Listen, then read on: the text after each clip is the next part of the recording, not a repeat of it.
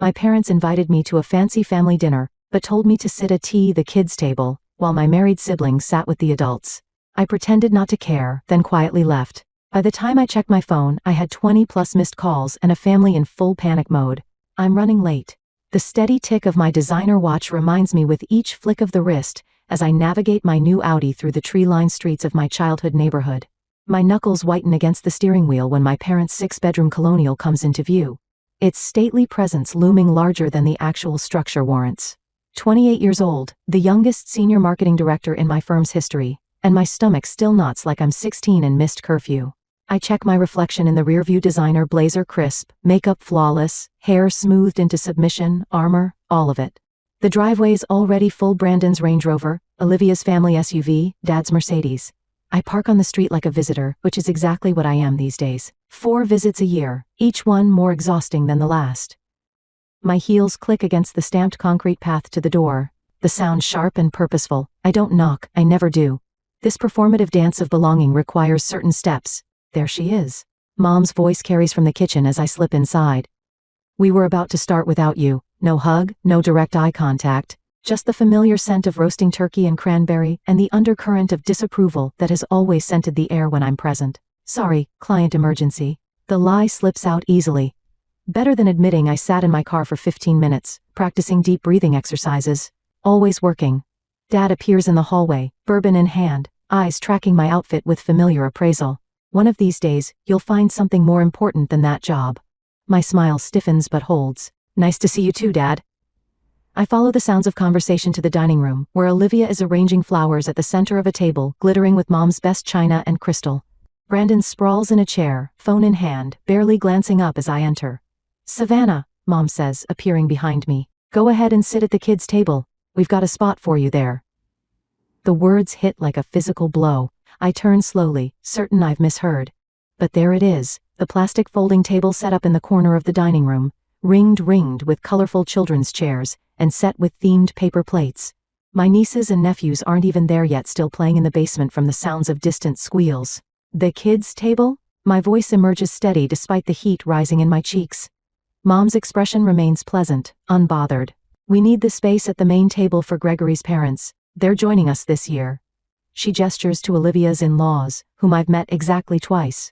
I stand frozen, the memory of this morning's preparation washing over me, the care I took selecting this outfit, the extra time spent on my hair, the pep talk in my bathroom mirror. Just get through today, it's just 4 hours. My apartment had felt like a sanctuary this morning.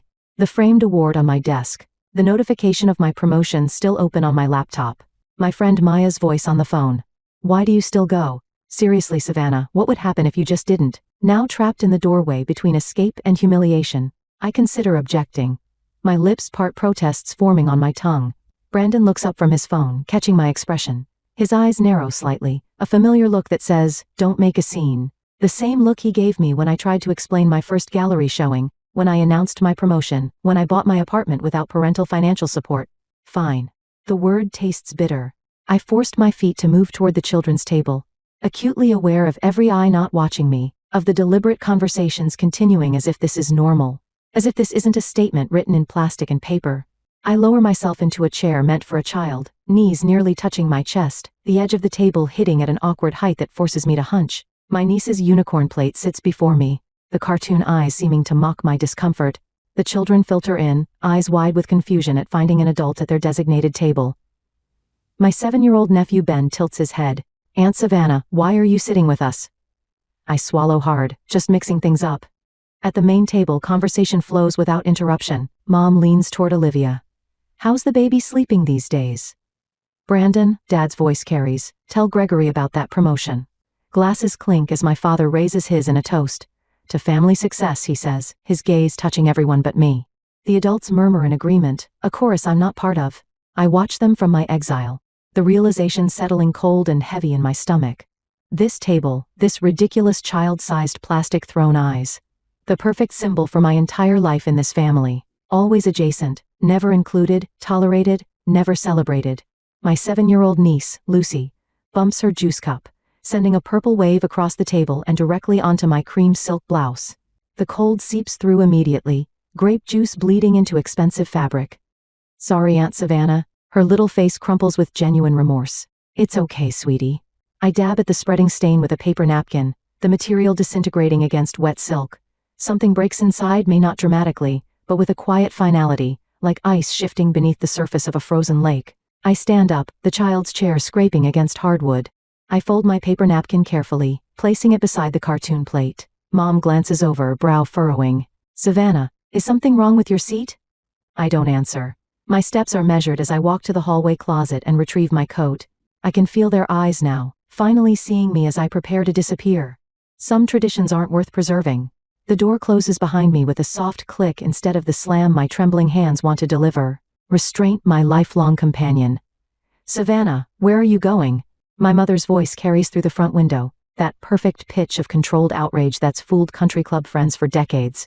I turn, meeting her eyes through the glass. I'm leaving, enjoy your dinner. Simple words, no dramatics, just truth delivered without padding or apology. My hands shake as I slide the key into the ignition. The Audi purrs to life, its gentle vibration steadying me as I pull away from the curb. The silence in the car wraps around me, unfamiliar and terrifying. 28 years of family Thanksgivings, and I've never once left early. My phone buzzes before I reach the first stoplight, then again and again.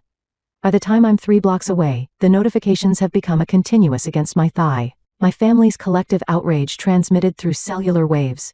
At a red light, I glance down. Brandon, stop acting like a child. Come back. The irony would be amusing if it weren't so painful. I was literally sitting at a children's table 10 minutes ago, but I'm the one acting childish. My voicemail indicator flashes. I tap it, putting it on speaker while I drive. Savannah. My father's voice fills the car, bourbon rough. Enough of this nonsense. Get home now. Not a request, a command issued to an underling. Not a successful adult woman. 2 more texts arrive in quick succession. Olivia, Mom is freaking out. Just come back and talk. You're ruining dinner. The family group chat explodes with messages. What is going on with her? She's always been so sensitive. Should we be worried? This is so embarrassing with Gregory's parents here. My exit wasn't about creating a scene, but their responses reveal how thoroughly they misunderstand me. I don't want drama. I just wanted a place at the table, a real place. I drive without destination until neon lights catch my eye at 24-hour diner, glowing against the darkening November sky. The parking lot is half full. Other holiday refugees seeking sanctuary from family obligations. The warmth hits me as I step into the not just physical heat, but something more essential. The waitress looks up from wiping a counter, her eyes taking in my designer clothes, the mascara smudge I can feel beneath my right eye. Honey, you look like you could use some coffee. She doesn't ask what's wrong or why I'm alone on Thanksgiving, just slides a mug in front of me as I settle into a booth. And maybe a slice of pie, she adds, her smile genuine in a way my mother's never is. That would be perfect. My voice cracks on the words. While waiting, I scroll through my phone's photo gallery. Each swipe reveals another family gathering where the pattern is clear once I allow myself to see it. Christmas 3 years ago, everyone clustered around the tree while I stand slightly apart, half cropped from the frame. My college graduation, my parents flanking my siblings in the foreground while I hold my honors diploma just out of focus. I screenshot a text from my mother from last year. How's that little job going? Still enjoying playing businesswoman? Senior marketing director, youngest in company history. But in her eyes I'm playing pretend. I find the email from my father sent to Brandon and Olivia, but accidentally copying me. Investment opportunity too complex to include Savannah. You know she wouldn't understand it anyway. My calendar reveals the pattern to 8 consecutive family events, where I was seated at a side table at the end of the row, or literally in another room. The pie arrives, golden crust and tart cherries, as I compose my message to the family group chat. I select the Christmas photo, the one where I'm half cropped out, and type a caption. The perfect family, always making sure the youngest one knows her place. I continue typing, my fingers steady now. This isn't just about the table. I've been treated like an afterthought my entire life. When you all actually see me as an equal, let me know. My thumb hovers over the send button. The single action will fracture 28 years of acquiescence. Once sent, there's no pretending anymore. No more good daughter who swallows indignities with a smile. I press send, then power off my phone completely. The pie tastes better than any Thanksgiving meal I can remember. I savor each bite, leaving a generous tip before walking back to my car. My spine feels straighter, my shoulders lowered from their perpetual defensive hunch. Savannah? Savannah Reeves? I turn to find Mark Connolly, lab partner from AP Chemistry, now a pediatrician according to the occasional social media glimpse. Mark, hi. He studies my face with professional assessment. You look different, lighter somehow. I smile, surprised to find it genuine. I finally put down something heavy I've been carrying for years. He nods like he understands, though he couldn't possibly know what transpired today. But maybe he recognizes the universal look of someone who's finally chosen themselves after years of self-abandonment.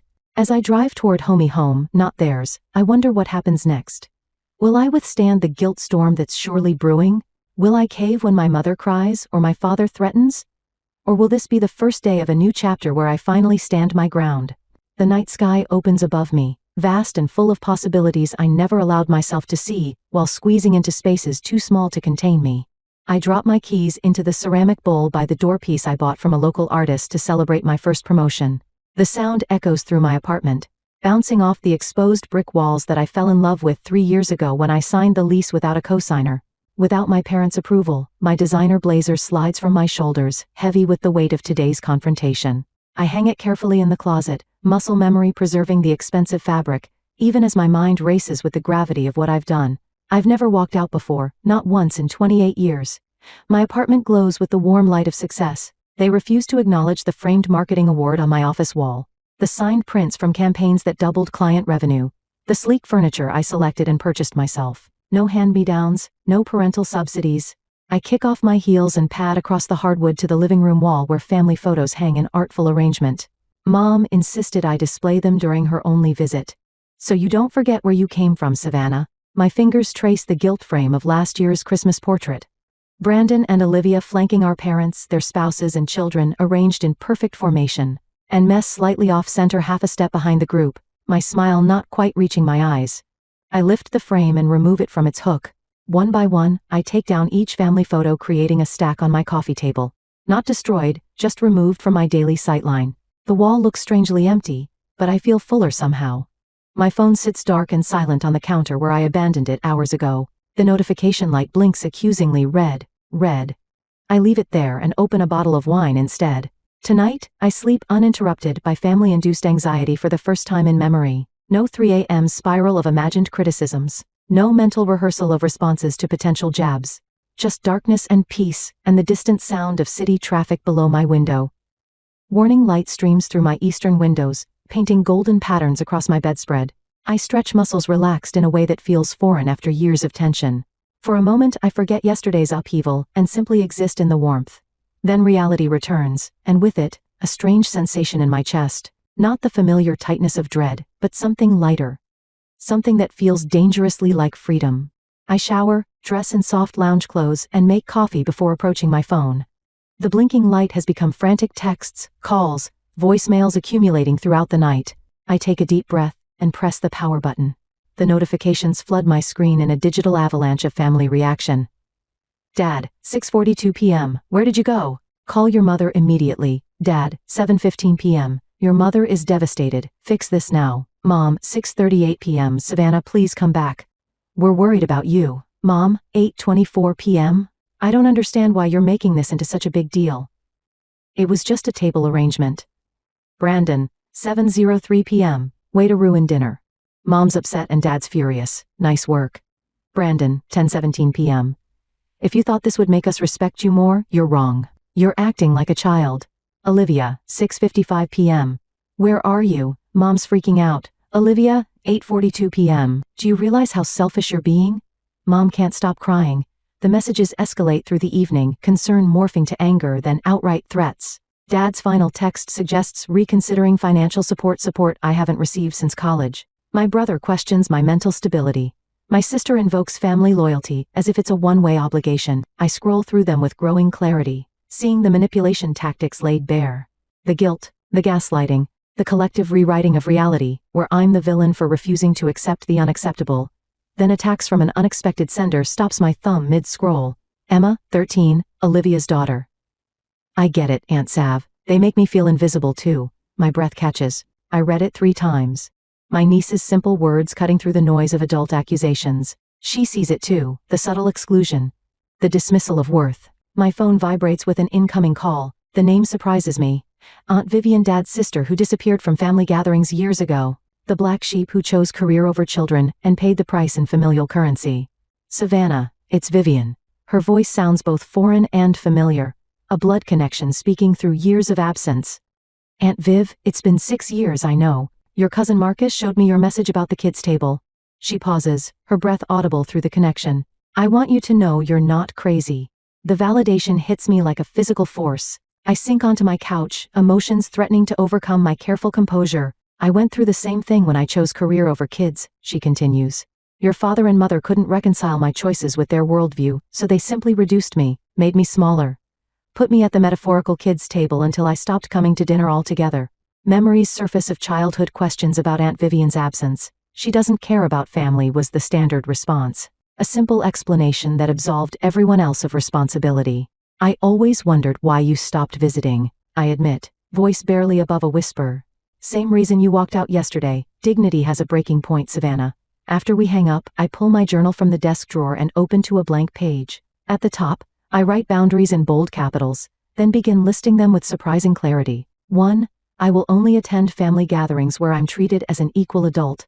2. I will no longer accept dismissive comments about my career. 3. I will meet on neutral ground, not the family home. The list grows, each boundary a brick in the foundation of my self-respect. When it's complete, I call my therapist for an emergency session. Then my friend Maya, who answers with immediate concern. I did it, I tell her. I finally walked out. Holy shit, Sav, she breathes. I'm so proud of you. 2 hours later, I find myself on an online forum for adults navigating family estrangement. The stories mirror mine with eerie similarity, the consistent exclusion, the subtle undermining, the moment of clarity that triggered action. I'm not alone in this experience, not broken or overly sensitive, just human with normal human limits. By evening, I've compiled evidence of the pattern photos, text screenshots, a timeline of incidents spanning years. I practice responses to anticipated arguments. I'm not angry. I'm establishing boundaries. This isn't about one dinner, it's about a lifetime of exclusion. I'm not asking for special treatment, just equal treatment. I arranged to meet them at a coffee shop downtown, public, neutral, time limited. I text Maya to check on me halfway through. My phone rings just after 9. Mom's name flashes on the screen. I let it ring 3 times, centering myself before answering. Hello, Mom, Savannah. Her voice is controlled, the practiced tone of someone who believes they hold the power. Your father and I have decided we're willing to forgive you for yesterday's display. The old Savannah would have accepted this opening, grateful for any path back to approval. But that version of me sat at a folding kids' table and accepted paper plates while adults dined on china. I inhale deeply, feeling my spine straighten. That's interesting, I reply, my voice steady and clear, because I'm still deciding if I'm willing to forgive you. The silence that follows stretches so long, I check to see if the call disconnected. But Nosha's there, breathing, recalibrating a world where her youngest daughter has suddenly irrevocably changed the script. It was just a table, Savannah. My mother's voice through the phone carries that familiar dismissive tone, the one that's diminished my experiences since childhood. I grip my phone tighter, pacing the hardwood floors of my apartment. The space I bought myself, the life I built without their help or approval. It wasn't just a table, Mom. My voice remains steady, practice from hours of rehearsal with my therapist. It was what the table represented. You're being dramatic, I'm being honest. I stopped pacing, standing tall beside the framed marketing award on my wall. The kids' table was just the final insult in a pattern that's existed my entire life. I tick off the evidence I've compiled in my journal. You excluded me from Brandon's investment group because, and I quote, it's for people with real careers. You introduced Olivia as your successful daughter at the Christmas party last year, while I stood right beside you. You've seated me away from adults at every family gathering since I turned 18. The silence on the other end stretches long enough that I check to see if she's hung up. That's not how it happened, she finally says, but her voice lacks its usual conviction. I have the text, Mom, I have photos, I have emails. I trace my finger along the compass tattoo on my wrist, me private reminder to follow my own direction. This isn't about one dinner. This is about 28 years of being treated as less than. She shifts to Gilther, next defensive tactic. After everything we've done for you, what exactly have you done for me lately? The question slips out sharper than intended, but I don't retract it. My apartment, bought it myself, my education, scholarship, my car, my savings, my career, completely self-made. Another silence. Then what do you want from us, Savannah? The question catches me off guard, not because it's unexpected, but because it's the first time she's ever asked what I want. I want to be treated with the same respect you give Brandon and Olivia. My voice softens but remains firm. I want my achievements acknowledged. I want to see it at the actual table, literally and figuratively. I hear her inhale sharply, and in that breath, I sense the first crack in her armor. She knows her usual tactics aren't working. My phone buzzes with a group text from Brandon that evening. Emergency family meeting tomorrow night. We need to discuss the Savannah situation. 7 p.m., Mom and Dad's. Savannah, not invited. I smile despite myself. The family is scrambling. An hour later, my 13-year-old niece sends a screenshot of their living roomy parents, Brandon and Olivia, huddled in intense conversation. Her message reads, "They're freaking out, Aunt Sav. Dad keeps saying you're ruining the family," Grandma cried. "It's better than Netflix." The next morning, one of my father's golf buddies mentions the situation during a client meeting. "Robert says things are tense with your family right now," he says awkwardly. "Hope it all works out." When I check Facebook, my mother has posted a vague plea for prayers during this difficult family time. The comments flood with sympathetic responses, friends asking what happened, offering support without knowing the situation. They're losing control of the narrative, and it terrifies them. I spend 3 hours crafting my email, each word precisely chosen, each example meticulously documented. I attach family photos spanning years, images that clearly show the pattern of my exclusion. When finished, I address it to my entire extended family, not just my parents and siblings. "I love you all, but I love myself enough to demand respect." I write in closing, then press send before doubt can creep in. Responses trickle in throughout the day. My cousin Michael: "I've watched this happen for years and never said anything." "I'm sorry, Savannah." My father's sister, who stopped attending family functions years ago: "It took courage to say what I never could." "Proud of you, niece." Even my mother's best friend sends a private message: "Your mother and I have been friends for 30 years. But you're absolutely right. I've seen how they treat you. I hadn't expected allies. I prepared to stand alone. Can we talk?" Olivia's voice sounds different on the phone. Smaller. "I'm listening." I curl up in my reading chair, guard still up. "I've been thinking about things," she pauses. "About how we've treated you." I wait, refusing to fill the silence. "Greg mentioned something last night," she continues. "He said he's always been confused about why you're treated differently.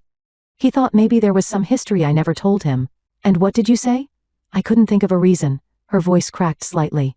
"I never thought about how it looked from your side. I just accepted that's how it was." It's not exactly an apology, but it's the first crack in the family's united front. When the formal invitation arrives in my email, I almost laugh out loud. "The Reeves family requests the pleasure of your company for a family discussion dinner. Seating arranged by Savannah Reeves. The location is a neutral restaurant downtown, not the family home where they hold home court advantage. The time works with my schedule, not theirs." Every detail acknowledges my new position of power. I smile as I type my response. I accept. For the first time in my life, they're playing by my rules. Now I'll discover if my family is capable of genuine change, or if I'll need to create a life without the minute. The ball is finally in my court, and I'm ready to serve. I arrive in Marcello's 20 minutes early, my heels clicking against polished marble, as the hostess leads me to the table I specifically requested when making the reservation. Round, equal. No head, no foot, no hierarchy built into the furniture itself. "Perfect," I tell her, sliding my blazer from my shoulders. The material is expensive, a power color that makes my skin glow. Armor again, but different this time. Battle dress rather than camouflage. I place the name cards with deliberate care. My fingers don't tremble at all, which surprises me. My position at the symbolic north. Parents flanking me. Brandon and Olivia across the geography of confrontation, mapped with cardstock and calligraphy. The restaurant hums with quiet conversation, the discreet clinking of silverware against fine china. I check my watch, 7 minutes. I smooth my napkin across my lap, straighten the butter knife that's already perfectly aligned.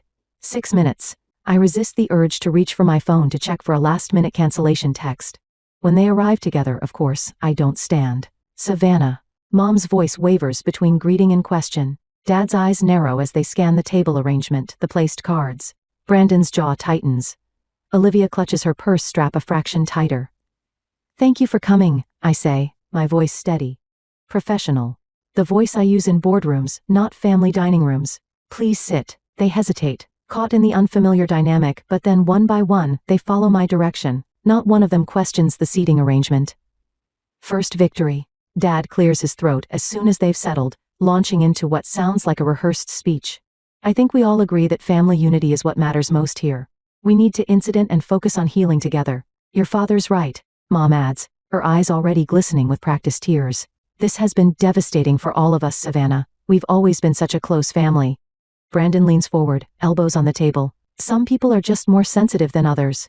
Not everything needs to be a federal case. What Brandon means, Olivia jumps in, her smile tight, is that we all love you, and surely, we can find a middle ground without all this drama. I take a sip of water, letting the silence stretch until they grow uncomfortable in it. I've prepared for this exact moment, rehearsed it in my bathroom mirror until the words feel natural. I'd like to establish some ground rules for our conversation, I say, placing my glass down precisely on its water ring. Each person speaks only for themselves. No one interrupts. And we focus on specific behaviors, not character assessments. Dad starts to object, but I hold up my hand. He stops mid-syllable. Second victory.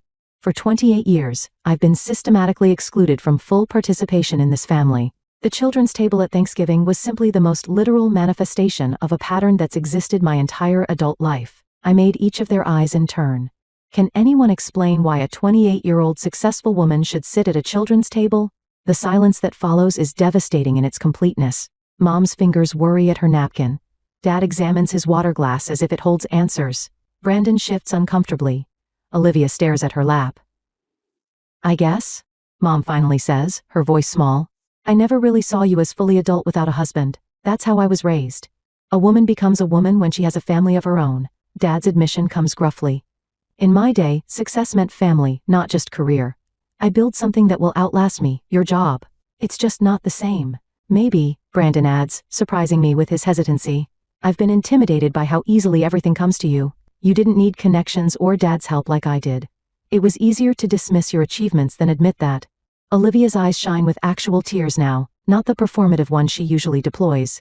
I knew it wasn't fair how we treated you, but changing it meant acknowledging my part in it. She reaches across the table, stops short of touching my hand.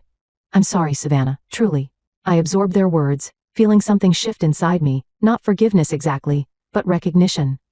The first honest conversation we've had in decades. Moving forward, I say, my voice firm, but not unkind. I need certain boundaries respected.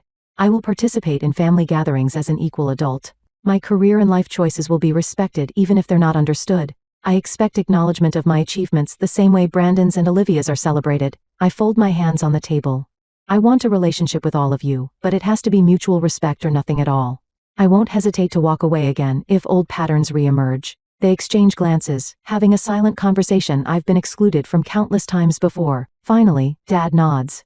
You've certainly grown up, Savannah, he says, the closest thing to approval I've ever heard from him. I meet his gaze steadily. I've been grown. You're just finally seeing it. The check arrives placed exactly between Dad and me. I reach for it before he can, sliding my credit card inside the leather folder without checking the amount. The symbolism isn't lost on any of us. When the waiter walks away, Mom touches my wrist hesitantly. Do you think it's really possible to change how we've always been?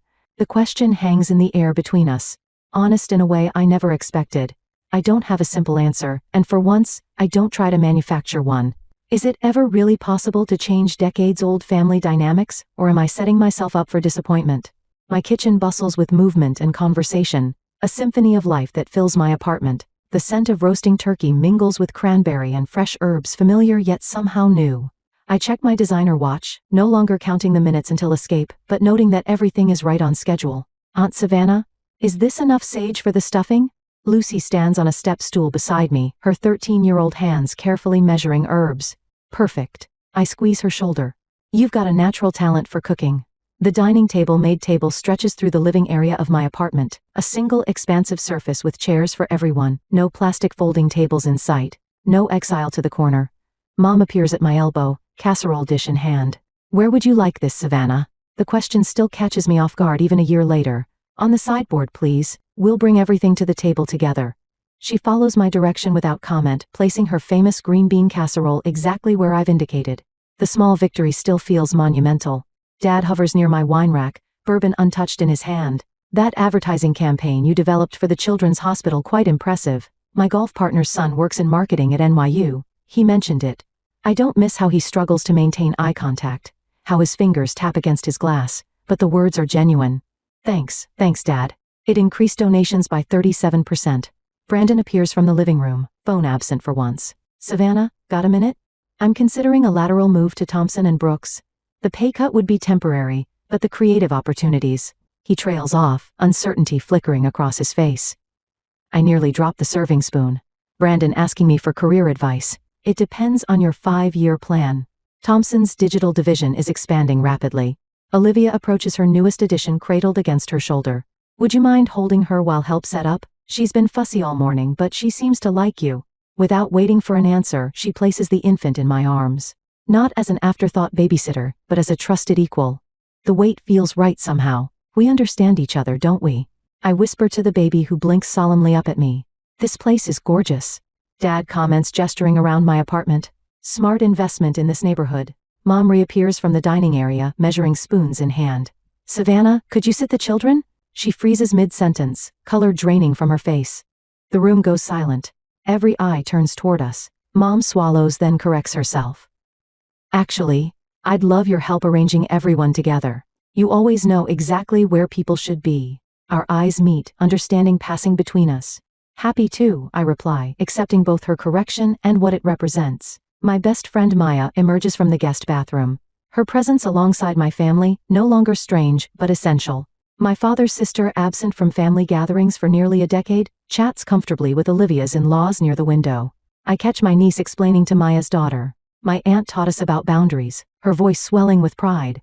Slipping away for a moment, I stand alone in my kitchen.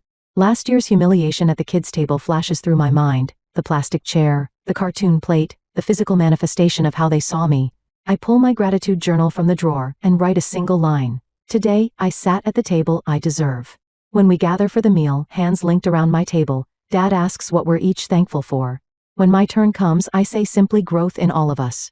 The glances exchanged around the table speak volumes. Some traditions deserve to be broken so better ones can be built. My place card stands at the head of the table, my name written in my own hand.